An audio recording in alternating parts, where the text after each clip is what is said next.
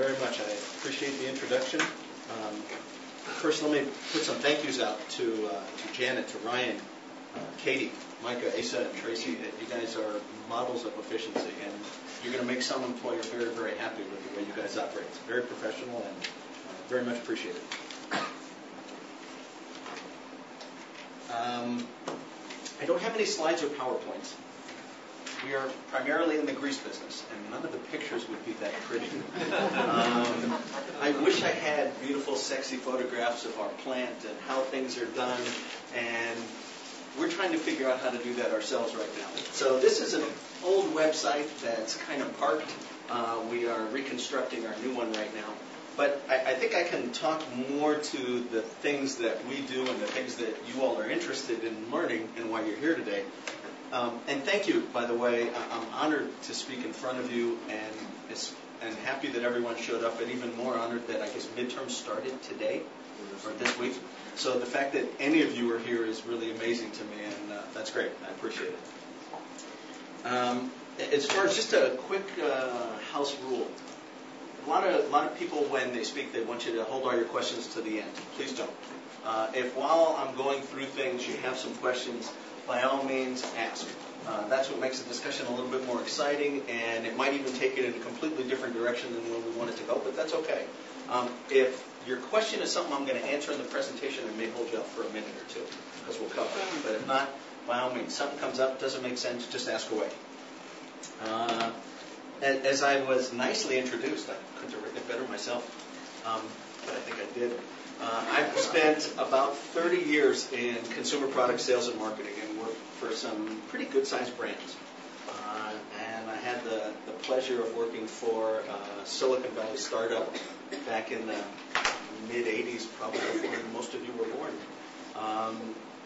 And that was a wonderful time. So I've had a chance to be a part of one of the largest privately held consumer products companies in the United States, and now one of the smallest. But it's been a very fascinating opportunity to learn all of these different things. I encourage you all, when you graduate, when you get out into the world, go to places where you're going to get some training. It's wonderful to start with a company because you believe in it and want to work there, but go where somebody's going to teach you something as well. We all learn a lot of things in college, but once you get on the ground with an actual business, they're going to teach you a whole bunch of other things, a very practical experience. So grab as much knowledge as you can. The things that I learned at Gallo 30 years ago, I still use today, and I can recognize things very, very quickly. One of the topics that, as I understand, really the theme for the series is, can business models save the world? I'll answer the question at the end, but when you have been a part of several different companies in different industries of different sizes, you see all the different business models. It's one thing to learn and study, but when you see them, then it's easy to come up with a business model that works for now. Hope that makes sense. So my background is consumer product sales and marketing, and now I'm working in an energy company that collects grease. It's kind of strange. But what we do, I'm sorry, I'll stick with a little bit how I came in contact with the company. It's kind of an interesting story.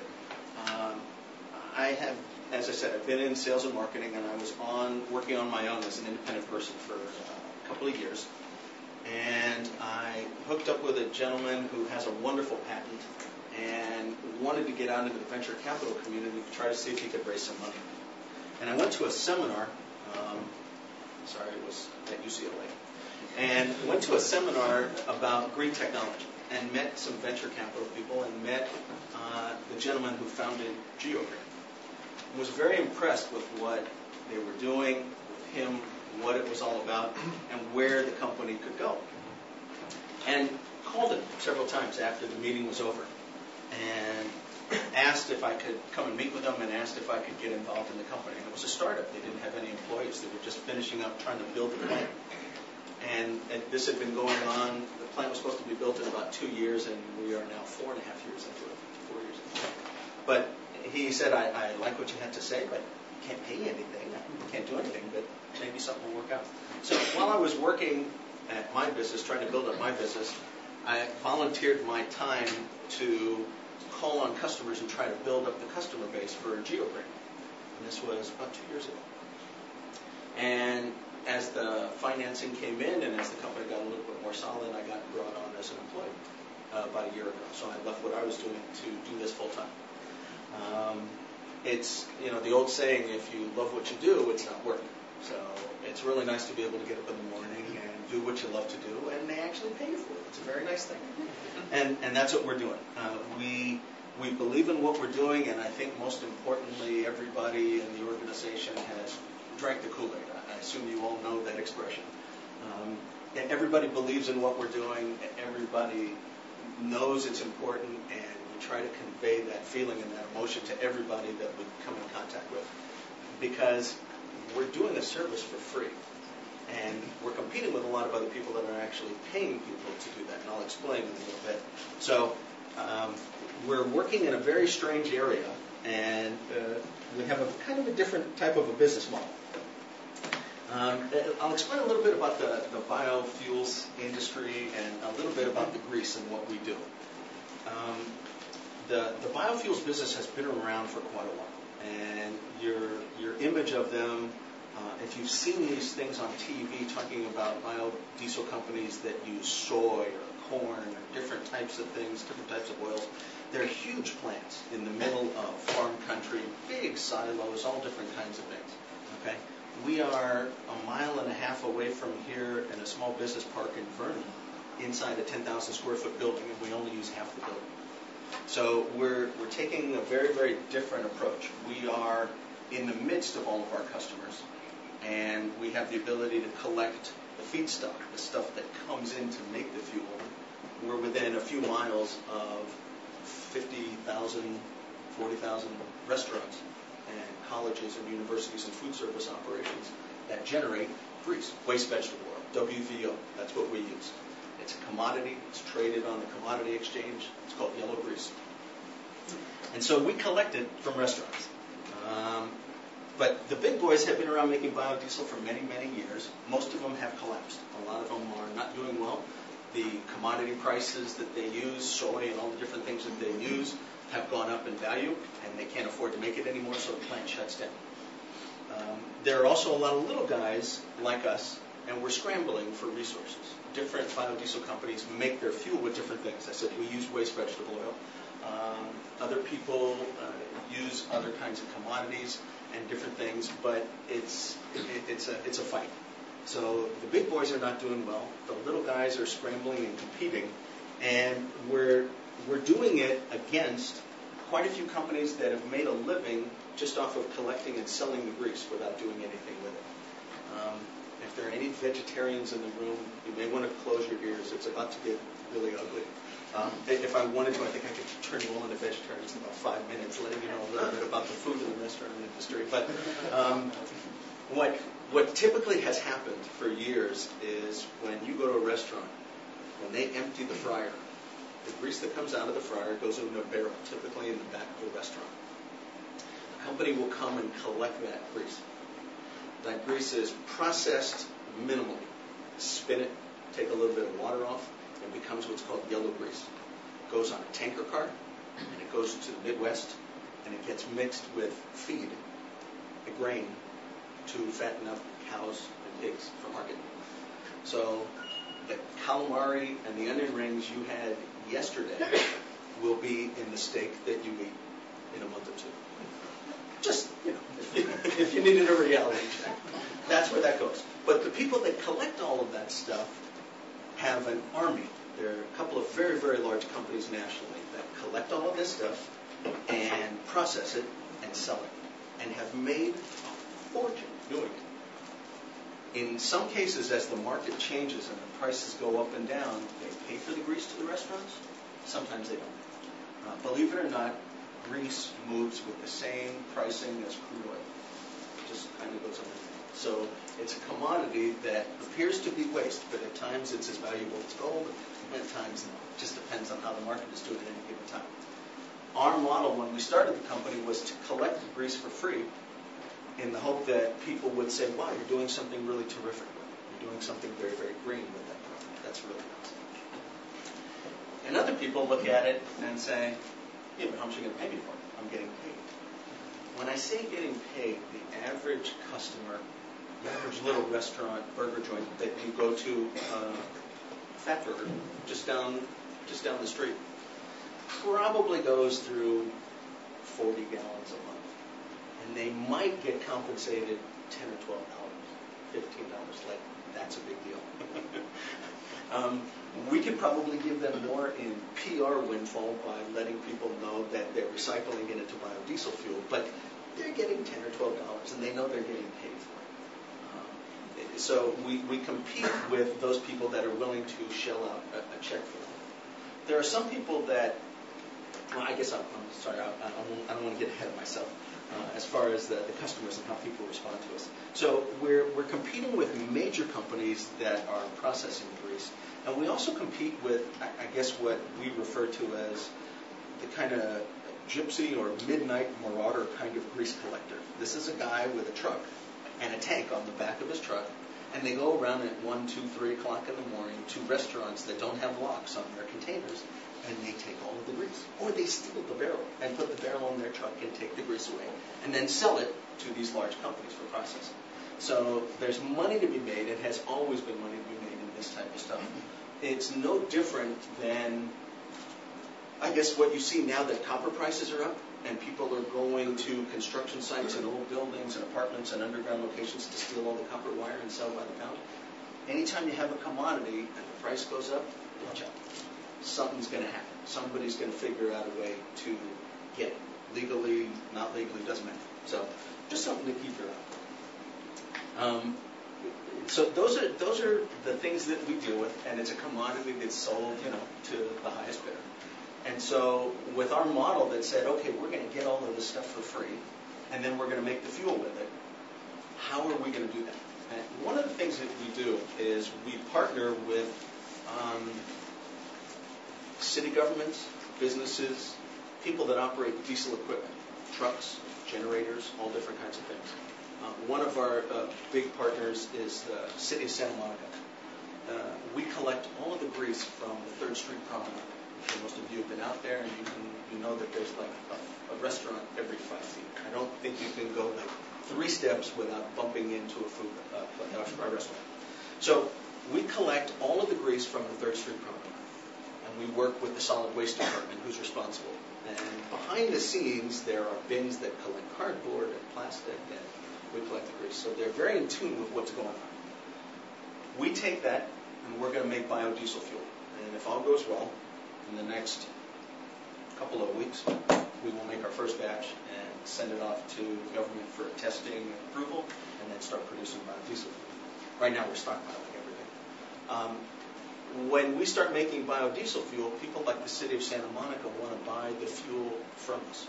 We will sell it to them at below market prices because they helped us collect the grease to make the biodiesel.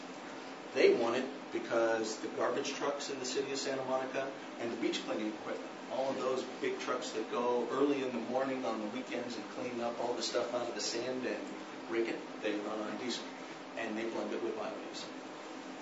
So when I mentioned before that people are getting paid for the grease, we're not paying them, but we can save them so much more in fuel costs than requiring us to pay them for the grease, if that makes sense. That if you're going through, probably in the city of Santa Monica's case, 70,000 gallons of fuel, biodiesel fuel, there's another 700,000 gallons of petroleum diesel that they're buying. There's 70 or 80,000 gallons as biodiesel fuel, and I shave off a little bit. That's a heck of a lot more savings than restaurants getting 20 cents, 50 cents, $10, whatever it is at a given time. So that's our model. Now, what's happened since we actually started is, as you've seen, how many people are aware that oil prices have gone up? Okay, it's obscene. What was your last fill up? You start to shake, your hand slides the card inside the saddle. You get nervous, and your hands get clammy. As the gas prices have gone up, the value of the grease has gone up, and it's becoming crazy. So one of the things that we are looking at is we may actually have to get into a situation where we start paying for the grease just like other people have been doing in the past. May not have to do it as much because we will be able to take care of the customer on the back end if they use the fuel. If not, there's compensation. So it's like there's a scramble. So the business model is changing. So when you ask the question, can business models save the planet? Yes, if you're willing to change. If you're constantly willing to reevaluate the business model based on the way the market changes. And it changes all the time. The things that were in place when we first started have totally changed. There's some other things that go on behind the scenes, too, with the federal government. The federal government gives some subsidies to biodiesel and ethanol producers. Ethanol is a smaller subsidy. There are some subsidies that are given to biodiesel producers. And there are credits. They're called RINs. And RINs are a commodity that you can trade. They have value, so we can sell those. So it's interesting. The oil prices went up. The value of the grease went up. But the RINs went up. Everything has kind of moved along. So we have the ability to get back some credits to offset the higher acquisition costs of material. So, yes, the model keeps changing, and you adapt to it and deal with what's going on. Any questions so far? Anything not make any sense? Yeah. How essential was getting the oil for free to your business model? In all honesty, I don't know that anybody ever really believed we would get every drop for free. The quest is to get as much as you possibly can for free to offset the cost of whatever it is that you have to buy. Obviously, as the free stuff goes up, the margin improves. But I think there was a belief that we would probably get half. I'd be shocked. Because because of what's happened with oil prices, which when this was started in 2006 and 2007, that was a non-issue.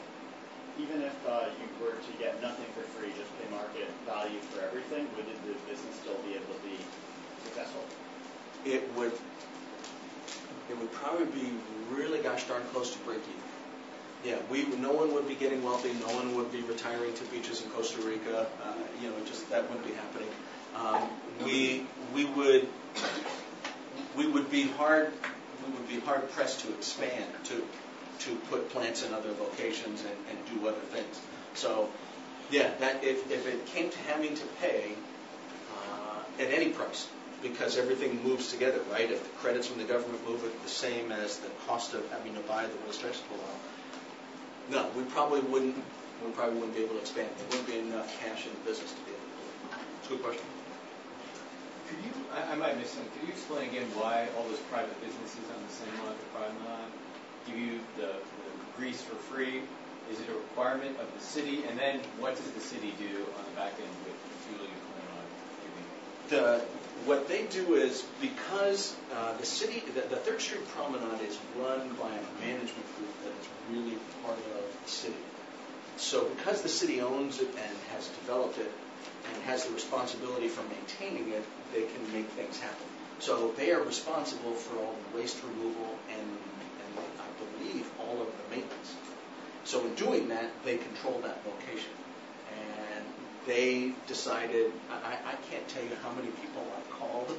I've knocked on every door in the city of Santa Monica, environmental services, and nobody home, nobody understood anything. The management group that handles the 3rd Street Promenade, and finally got to people in waste management and left a message, and he called me back. He said, "We need to talk," and because they knew they're very plugged into what's going on, and it's a small area. I mean, it's a fairly easy community to control what goes on. And so as a city, they supply a lot of the services because they know that's the way it's going to get done.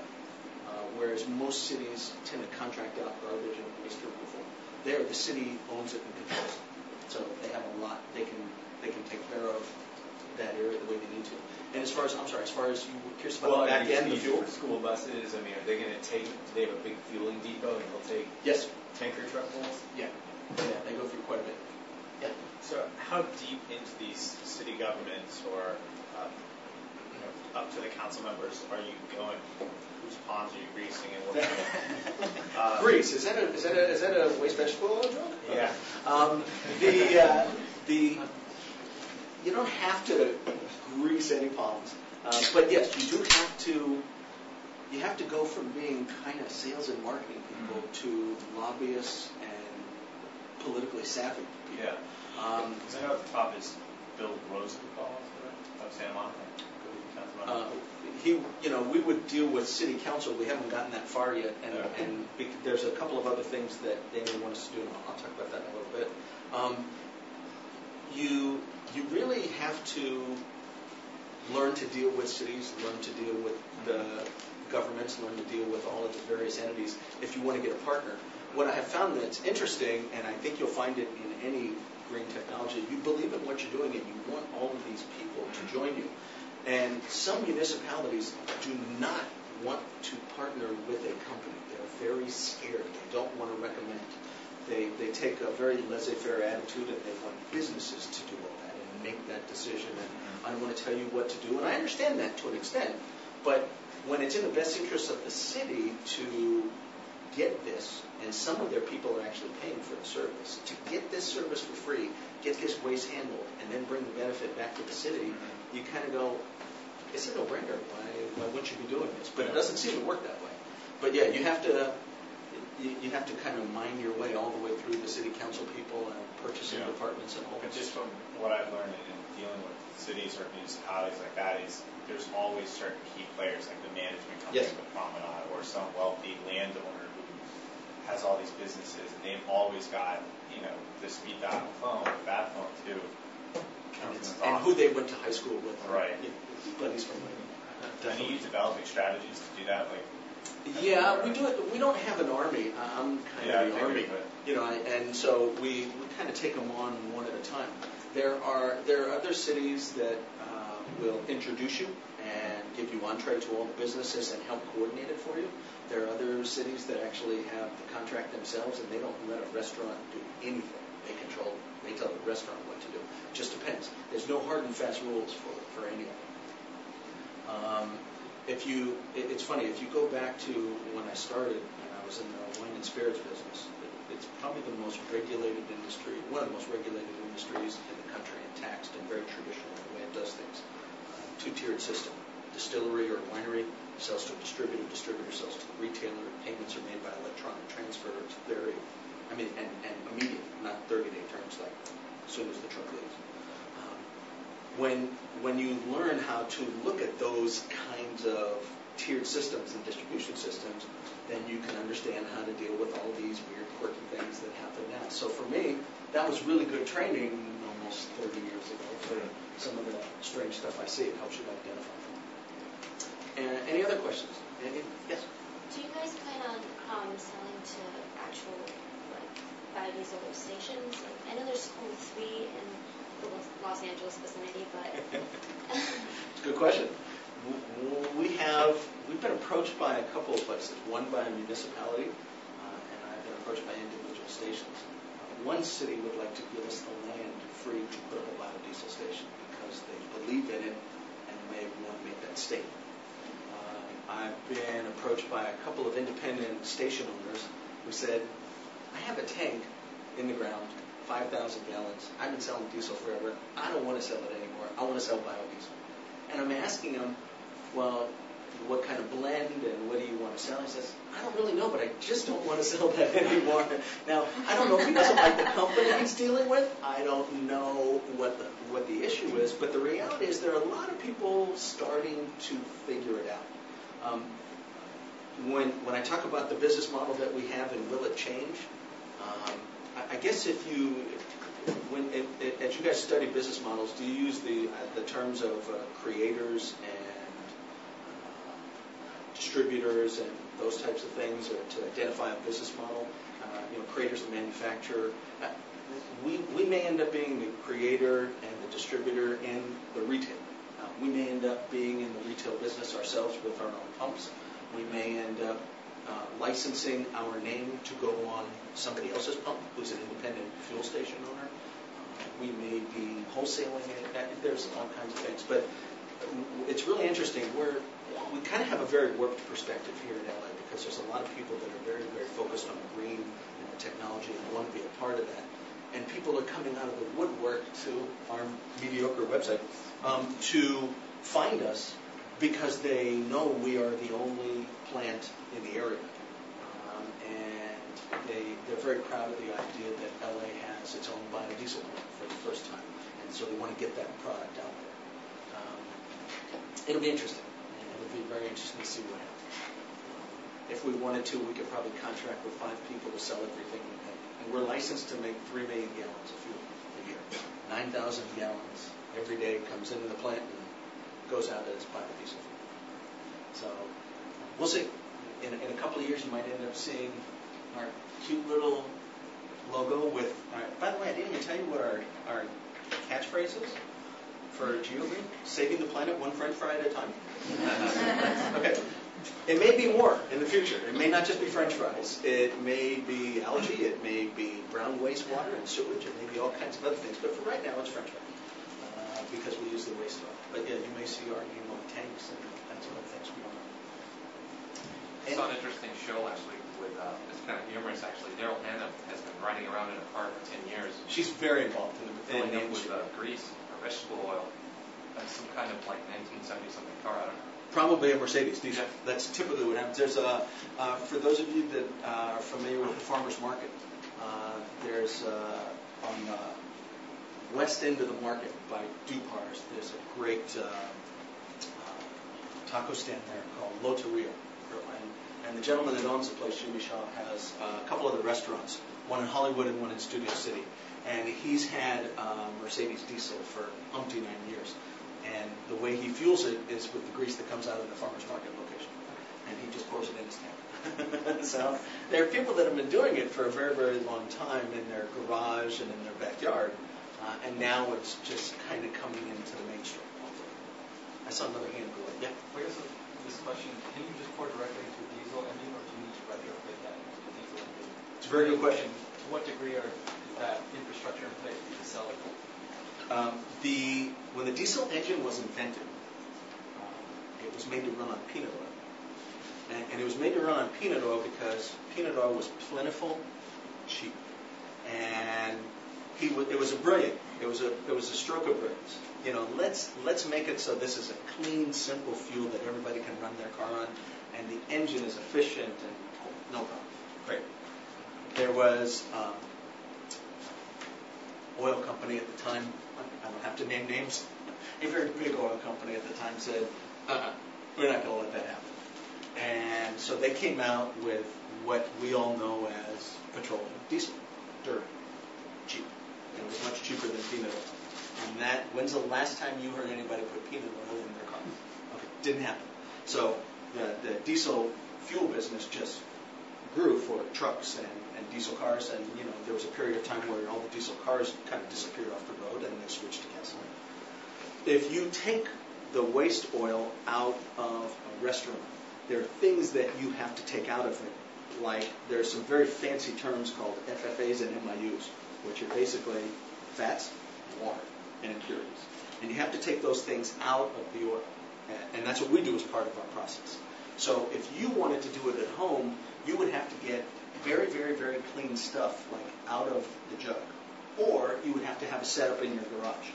And you process it, you do a couple of chemical reactions, you siphon off a couple of things, and put it in barrels, and then you put it in your tank. And there are people that do it and love it, and it's a hobby, and they get a kick out of it. For most of us, you don't have a spare space in your garage, and it's really messy, and it takes over your garage. So it's not something that the average consumer is going to do, but communities could be doing it on a large scale. In fact, I believe the city of San Francisco does. The city of San Francisco is, because they're small, because they have their stuff together and they figured it out, they kind of collect it all, they send it all to a plant, and it all comes back to go in city vehicles or trash trucks. And it's a fantastic operation. So just a matter of municipalities getting it together. Yes? First of all, thank you for coming. You are a outstanding speaker, first of all. Oh, thank you. And then I regard you as a man of vision and wisdom, which the students should learn from you. Don't let the gray hair fool you. I'm not that wise. Anyway, what is the vision is looking ahead and looking ahead, be able to look ahead, and then wisdom is do it wisely after you saw it, you know. So the students here should learn your career, your brain, whatever it is, that they can look ahead and then plan wisely and do in their life, So, thank you very much. Oh, thank you. I wish I'd made better decisions along the And way. then, But most of them are good. and then one thing is they should learn is you spoke without PowerPoint, without reading text or notes. It can be done. Talk frontally. That's wonderful. I think we all use PowerPoint every single day in the sales world, and it's really funny because when you go in and you call on retailers, and I've called on retailers most of my life, Walmart, Target, Kmart, Costco, Home Depot, and you sit down with your little PowerPoint. If you did it on the laptop, great, or if you had it printed out and you've handed it out to 5 people at the conference table. And it's hysterical because in the beginning everybody thought, ooh, that's so cool, a PowerPoint presentation on the laptop. And after about a year, it's like, another PowerPoint. Oh my God. So I've become the anti-PowerPoint. And there are times when it makes sense if you need to see charts, if you need to see, all those kinds of glitzy things where you need to get information across real fast. But I think you can overdo it. I'm just giving you words, and I don't think you need a PowerPoint for words. Hopefully you take something away from it. Let me get to a couple more things here real quick. I guess, so there's a couple things, as far as our business and why we're here. We're situated in Southern California as the first urban plant in the U.S. for one obvious reason. We are right smack in the middle of one of the large metropolitan areas with a concentration of restaurants, colleges, hotels, food service operations, food service manufacturing. So within 50 miles of our building is roughly 45 to 50 million gallons of waste vegetable coming out of restaurants. So eat French fries and eat calamari. But it's all there. I mean, so that's why we're positioned here is to grab it all.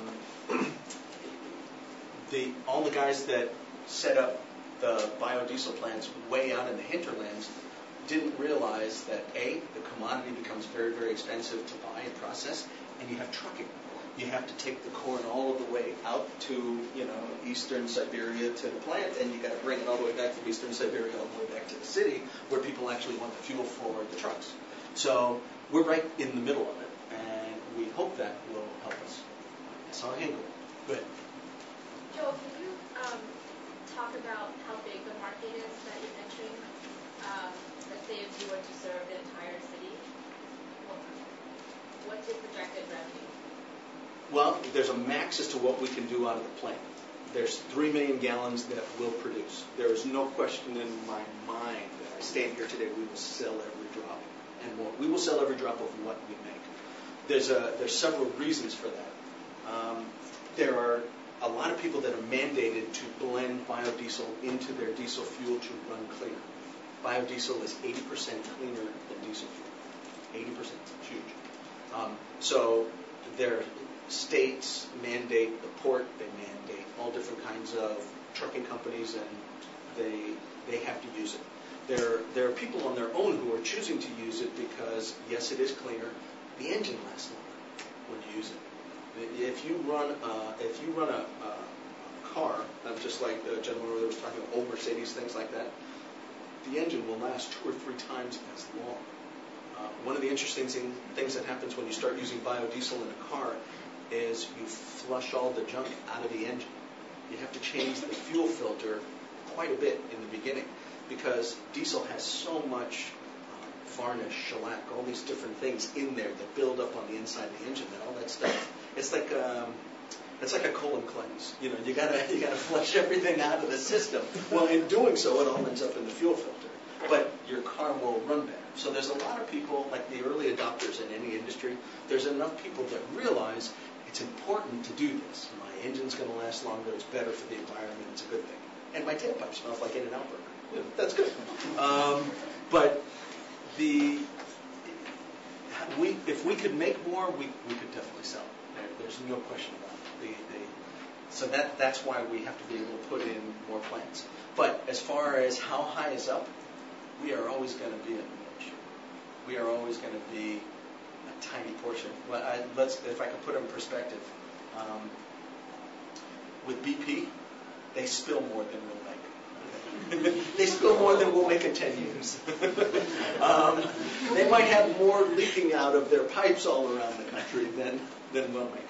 I guess this is bad if BP can now search this on the internet and find out what I said. But the reality is those are gazillions of gallons of fuel that they'll make, and we'll make 3 million out of this plant, and maybe we'll be able to expand it and dial it up to 5 million. And if you look at what their numbers are, that doesn't even show up on the radar. So, is biodiesel going to take over the world? Not unless there's a consumer movement, or not unless government decides to back it, just like any industry. If you, a lot of you are involved, and I want to ask the question just for my own edification, a lot of you have looked at a lot of different green businesses. Can you name any successful green industry that isn't receiving a lot of government subsidy right now? Because that's how it gets off the ground. Right? Whatever it is, solar, wind,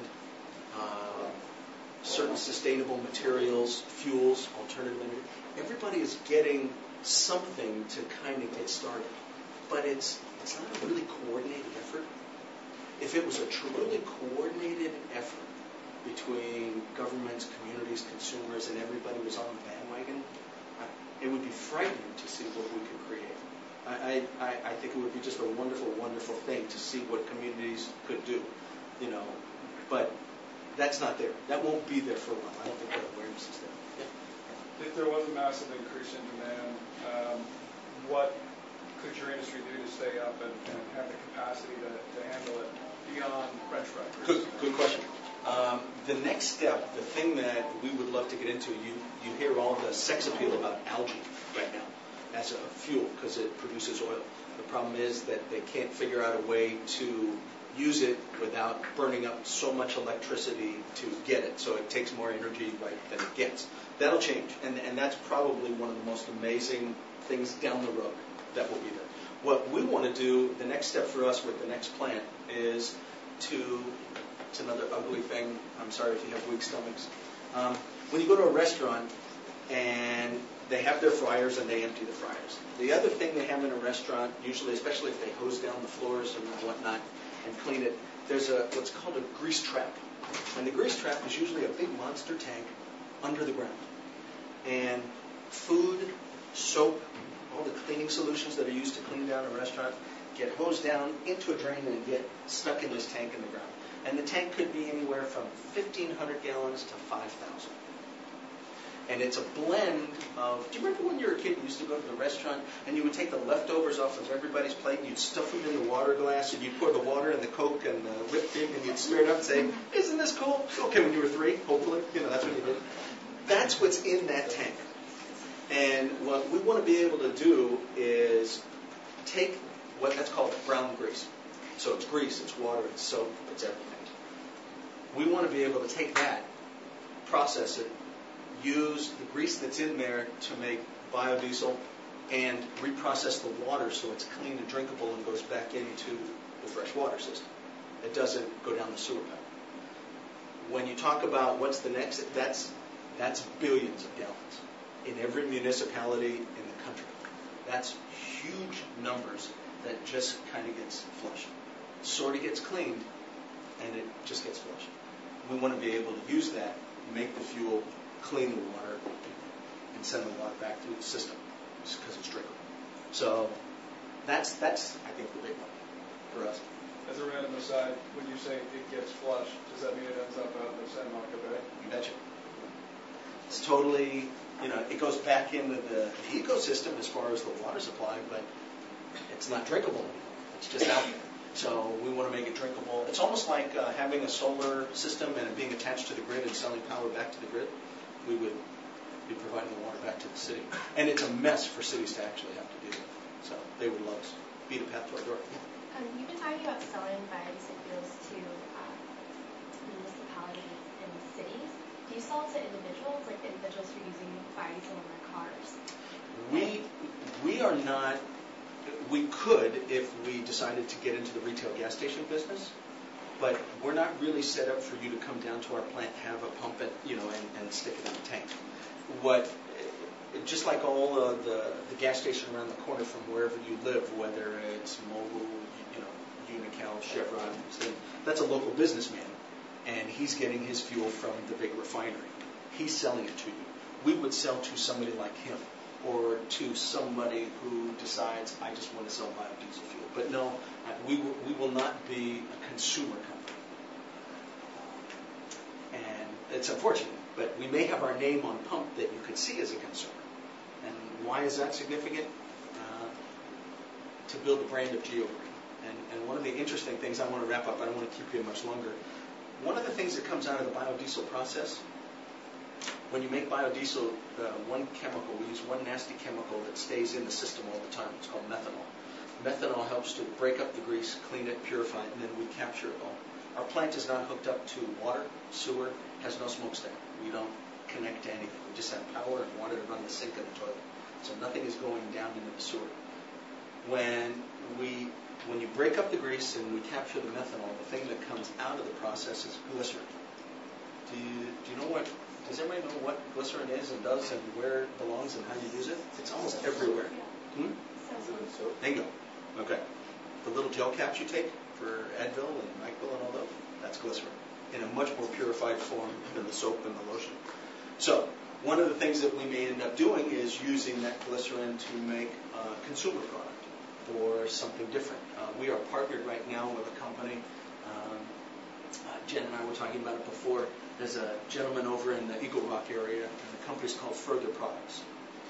And Marshall's a friend of our company, and he makes a glycerin soap. And we collect the grease, and as we start producing, we will sell him the glycerin to make his soap. And he just got distribution of his products into Williamson. And when you use this soap, it's in the afternoon, I have to keep this PG. It's one of the most luxurious experiences you will have washing your hands. You don't want to rinse. You just want to keep washing your hands. It's like obsessive compulsive. You just want to keep going. It's a fantastic soap. It's got a great smell, but it's because of the glycerin. He puts in more. And the scent is terrific. But it's the reason that soaps go up in price is the percentage of glycerin that's in the soap. If you bought something at Ross or Marshall's or wherever for $1, you get what you pay for. It's not going to have a lot of glycerin in it. It's just a choice. It's okay. But when you try it with a little bit more, it's unbelievable feeling. And that's what he does. So he's a part of our community, and we all work together, and that's a byproduct of what we do. So that might end up being something, with a brand down the road. I don't want to keep anybody. I got a couple more things to cover. Oh, terrific. Okay. There was a question asked of how do customers find out about us and where do we advertise? That's my head. That's about it. That's about all we're spending money on right now. The reason I'm wearing black is I graduated from the University of Arizona, and it's been a very sad week for us losing, so I'm in mourning. But this is the end. We have traditionally not done a lot of advertising because how do we get to the restaurant owner? Well, way back when we advertised in LA Weekly. Because a lot of restaurant owners read LA Weekly. We didn't get a lot of business. And so we've kind of hunkered down, and one of the things I'm getting ready to roll out with now, you talked about networking and municipalities and all those things, and we're doing it with businesses and other manufacturers. There's a gentleman over in the City of Commerce, and they manufacture and package soybean oil. And soybean oil in a 5-gallon jug, it's 35 pounds or so of oil, is what how most restaurants buy their oil to fill up the fryer. They sell to all of the distributors that sell to the 6,000 Chinese, Japanese, and Korean restaurants in the metro area. These distributors specialize in those customers. There are 2 brands that they package under that primarily go to all of the Asian restaurants. We love, as a manufacturer, it sounds bizarre, we love to get our grease from Asian restaurants. Now, I hate to give away the secret, because I don't know how many people in the industry will find out about this unless they already know, but the grease that comes out of Asian restaurants is cleaner and it's better. Why? If you go into any Chinese restaurant and you watch them stir fry, or if you have stir fried yourself, you're stir frying at very high heat, very quickly. The oil doesn't get dirty. When you fry chicken in oil 15 or 20 minutes, and you do hundreds of pounds a day, it gets funky. It just does. It turns a really dark color. But Asian restaurants use it very quickly. If you drop egg rolls, if you drop any kind of dim sum, things that are small and light, into oil and it cooks fast and it comes out, that oil is beautiful when we get it. So what we are doing is a program with the manufacturer. He's allowed us to do one thing that we're hoping will set us on fire for a little bit. We're going to supply him with a person from our plant who's going to go to his plant. And I've printed up about 10,000 flyers, and they're in English and in Mandarin. And one of our accounts is Pasadena City College.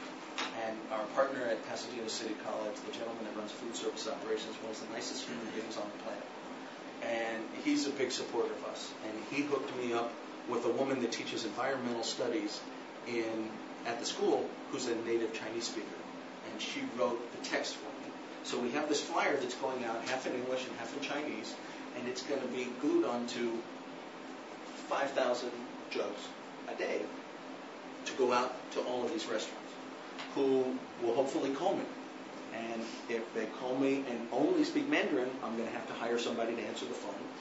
Or, in a lot of cases, what will happen is they'll have their children call, which it seems to happen all the time, and then no problem. We'll be able to communicate, and I can explain it. We'll sign them up.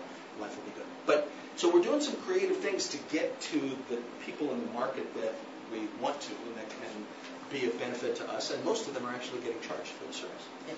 How many jobs are created with your plant now and then in the future? See yourself growing? I'm employee number 5, so not a lot.